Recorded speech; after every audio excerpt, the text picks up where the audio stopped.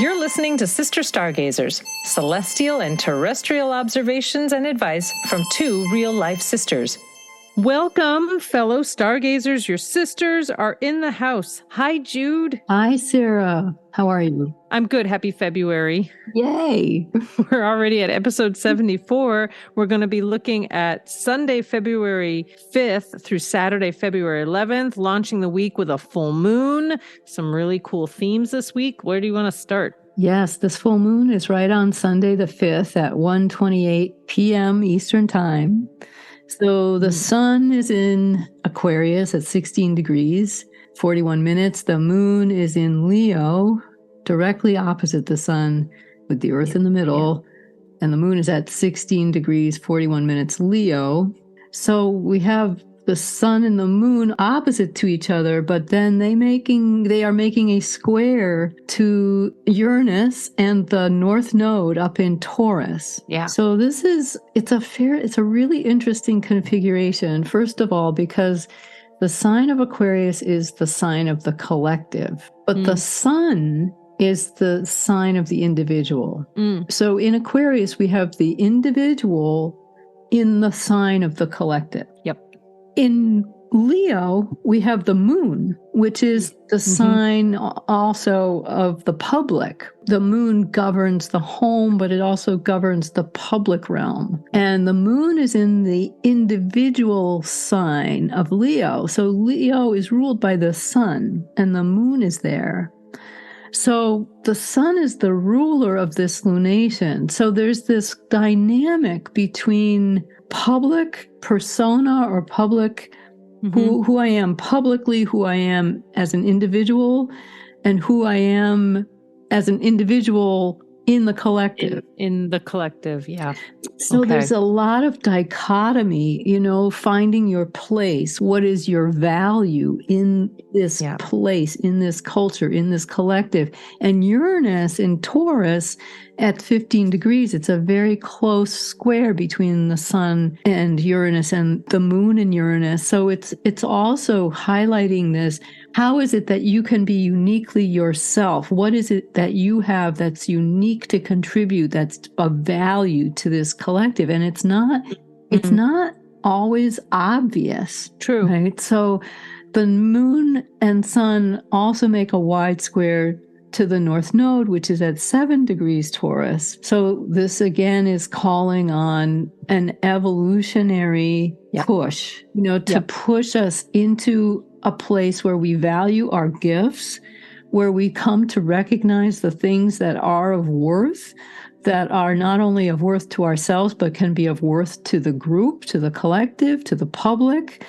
And so there's a great deal of, not so much turmoil, but there's like this going of this back and forth, this balancing act that might become as an inner dialogue or as an inner discovery, conversation,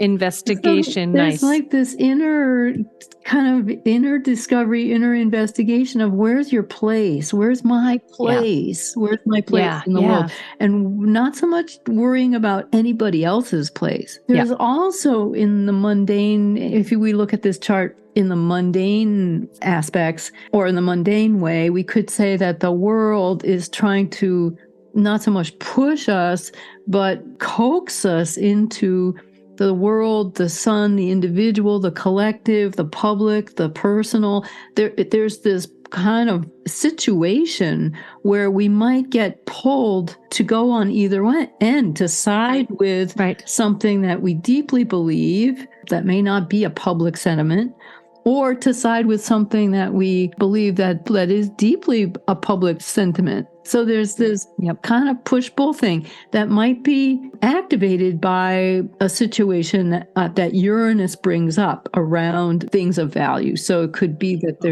there's volatility in the stock market or in commodities or currency or gold or silver or any of those kinds of things that are traditionally held in terms of value. Okay. So kind of big picture stuff. Yeah, okay. There's also the Black Moon Lilith, which was, when we talked about her last week, This is a hypothetical point in space. That's the point where the moon is at apogee, where it's farthest away from the Earth. Yep. So this black moon Lilith can represent the parts of ourselves that are so deeply disconnected that we hardly know that they're real. Yep. And that black moon is opposing Pluto. 28 degrees Capricorn, which is very much around patriarchy and structure. And, we're in this petri dish of order and basically the heritage of the Roman Empire. If you look at the architecture of our buildings in Washington, D.C., you can see the heritage of the Romans and then the heritage of the Greeks. And you can see this kind of philosophies that we are swimming in right now, these patriarchal might makes right philosophies. And there's a point at which, as Pluto is going through Capricorn, and these are the final years of this, that there is a breaking down of these ideas. Yes. The black moon right now, as it's working through this opposition with Pluto at the time of this full moon, is also bringing up these ideas of the cast out, the unincorporated parts of ourselves, or parts of the feminine, or the natural world, the biological natural world that has been disregarded or disrespected. And it can also, to me, this also speaks of the deeply cyclic nature of nature and the forces of man that feels that they can control those wildness, right? Yeah. There might also, at this time, be issues around genetic modification, how far is too far and how much is too much and to what benefit. Yeah. How controlled can we control the wild and the uncontrollable? So, or the untamable, more like a better word for it. Yeah. So this is kind of an ongoing conversation. And as Black Moon kind of plays with Pluto, this will be coming up and down, in terms of our awareness. Okay. There's also one more thing I just want to mention. There's a trine, and we talked about this last week, this air trine. Yes. Which is activated now by Mars going direct at 11 degrees. Gemini is trine the Sun, and Sherlocklo at 9 degrees Aquarius. Mm-hmm. And then Mars will sextile the Moon at 16 degrees Leo, but then also trine to Ceres in Libra and Maki in Libra. So this is a grand air trine. And this is about, again, Ceres is the nurturing qualities of the feminine. Yeah. The qualities of the earth bringing forth food and harvest. Yeah. The dwarf planet Maki in the Kepler belt is about seeking out wisdom and working in conjunction with wisdom of nature, and it's the higher octave of Uranus, so it's looking out beyond the erratic or the kind of crackling energy of synapses. It's like a knowing that reaches out beyond the horizon and watches for signs and reads symbols. This is also part of this lunation, this grand trine in air, which is making these trines up to Aquarius and the Sun, Sherlocklo, which is the midwife, over to a Gemini, Mars now direct, and then from Mars back down to Libra. So what is right? What is fair? What is the proper route? What is the proper road ahead? Yeah. And where do I fit into that? Yeah. How do I bring my strengths, my powers, my input to that vision? My abilities. Yeah. All of that. Yeah. Do you want to bring in the cards? 2 cards came out today. I used 2 different decks. I used the Rider-Waite traditional, tarot deck. And then I also pulled a card for the Archangel Oracle deck, and 2, that you would expect an angel in the Archangel deck to come out. So we have our Archangel Raziel, and the title for this card is Take Back Your Power. Use your God-given power and intention to manifest blessings in your life. And then the Rider-Waite card that came out is Temperance, which is an angel. with, 1 foot on the land, 1 foot in the water, and 2 cups. And she's pouring, I would assume she's pouring water back and forth into the 2 cups. But again, what we were talking about like weighing, where do I fit in? Who am I? What do I bring to the table? But that also Temperance is a card of healing. Like it's almost like she's helping to help you find the healing you need to be your best self, to come to the table, to come to conversations with all that stuff that Pluto might be kind of bringing up, sorted out. Right. And Temperance, if I remember right, has 1 foot on the water, in the water, Yep. and 1 foot on the land. So there's Correct. balance of grounding and feeling. Yes. And then pouring back and forth these waters between these 2 cups. But the waters are actually almost like they're like brain waves or something. Yes. They have a. And they look like the glyph for Aquarius, those kind of wavy, the wavy lines. Very true. There's also a triangle over her heart, which could speak to the grand trine in air. Right. Right. So I just love these winged figures, because we had mentioned there's a couple aspects to Chiron, which brings in some healing nature. But you also mentioned when we were talking offline about Uranus being the X factor of like what's going to be brought into these conversations. And something about these cards is also appealing to the guidance of a higher power, or appealing to the angels for guidance as we work through these questions. Yeah, I would say that would be so helpful. Yeah. Yeah. And then the Sabian symbol, also that we could turn to now, the 17-degree Leo, it really speaks to community, like united voices, if you want to use the Sabian symbol. Yes, so the Sabian symbol is Leo 17 degrees, a volunteer church choir singing religious hymns. And this is Dane Rudyard's keynote.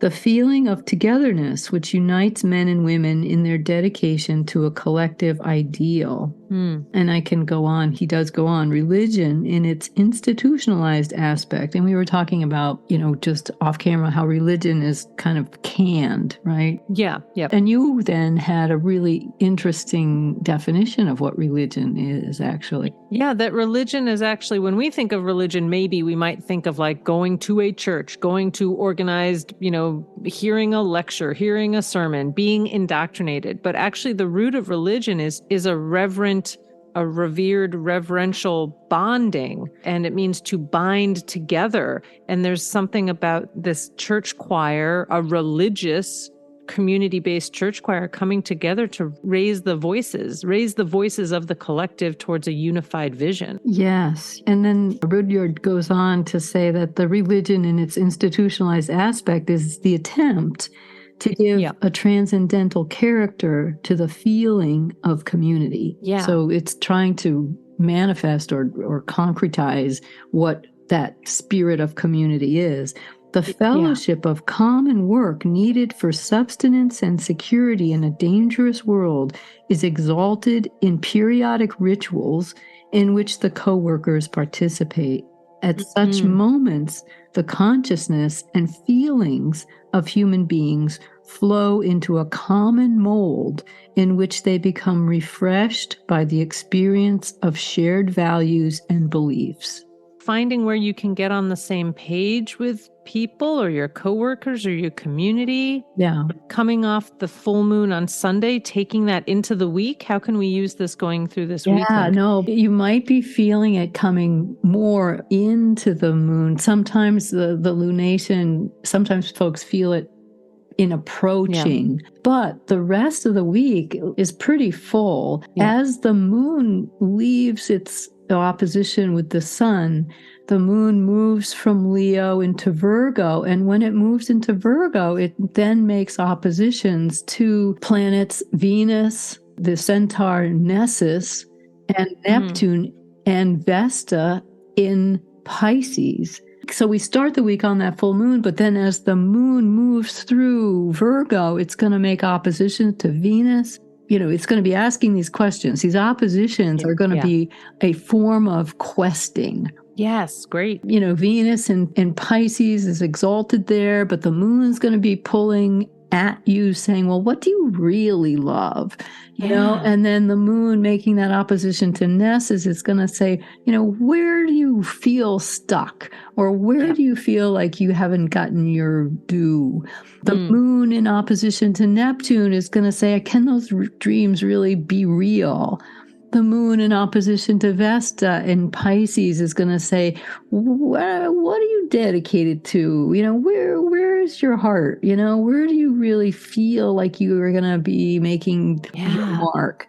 So there's a lot as we approach this full moon and we get this sense of individuation in a collective or collective in an individual. And then the moon moves through the rest of the zodiac, coming through Virgo and making these opposition to this pileup in Aries.